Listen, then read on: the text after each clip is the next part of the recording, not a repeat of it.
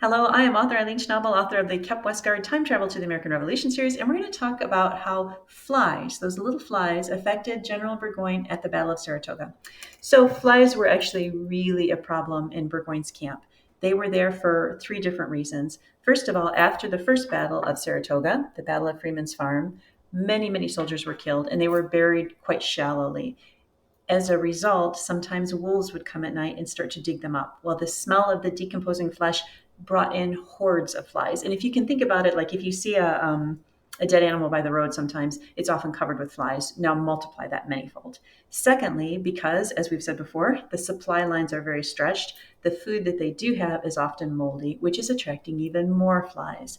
And finally, you have thousands and thousands of soldiers at this camp.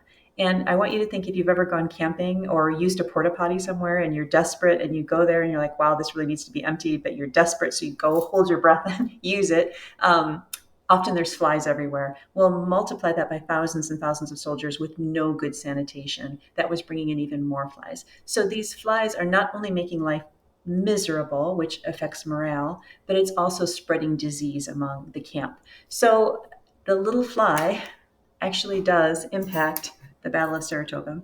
So that's a little bit of a trip into history with me. Thank you for traveling with me today. And if you live in the 21st century and you have screens on your walls and maybe even own a fly swatter, you're doing pretty good. So thanks for traveling. I'll see you soon.